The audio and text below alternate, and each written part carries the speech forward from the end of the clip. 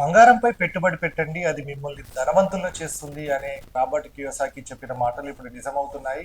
రోజు రోజుకి బంగారం పరుగులు ఏ విధంగా తీస్తుందనేది కూడా మనం చెప్పుకోవచ్చు. అందని ద్రాక్షలాగా బంగారం అనేది కూడా ముందుకు దూసుకెళ్లడం జరుగుతుంది. ప్రస్తుతం చూసుకున్నట్టయితే రూ. 1,24,000 అంటే 24 క్యారెట్స్ బంగారం రేటు 10 గ్రాముల బంగారం రేటు అంత దూసుకుపోవడం జరిగింది. అందులో భాగంగానే వెండికి సంబంధించి కిలో వెండి కూడా అదే రీతిలో కూడా ముందుకు వెళ్ళడం జరుగుతుంది. సో బంగారంపై ఎక్కువ బంగారం ఎవరి దగ్గర ఉంటే వారే ధనవంతులు అనే స్థాయికి కూడా ఇప్పుడు చేరుకోవడం జరిగింది.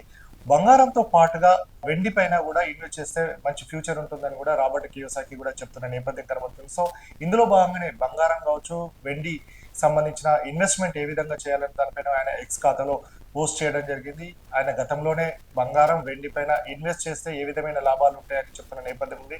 సో దేశవ్యాప్తంగా చూసుకుంటే రియల్ ఎస్టేట్ కావచ్చు, ఆ భూమి అంతా కూడా తగ్గిపోయిన నేపథ్యం. అటు అమెరికాలో ఫెడ్ కి సంబంధించి చూసుకున్నట్టయితే అక్కడ ఉన్న ఇబ్బందుల వల్ల కూడా రోజు రోజుకు బంగారం ధర అందని ద్రాక్షలాగా ముందుకు వెళ్తున్న సిచ్యువేషన్ కనబడుతుంది. కాబట్టి వీలైనంత వరకు బంగారం పైన పెట్టుబడి పెట్టండి. అలాగే సిల్వర్ కాయిన్స్ అనేవి కూడా కొనుక్కోండి అనేది కూడా ఆయన ఇన్వెస్టర్లకు కావచ్చు, సామాన్య మధ్య తరగతి ప్రజలకు కూడా ఆయన ఎక్స్ ఖాతా ద్వారా చెప్పడం జరిగింది.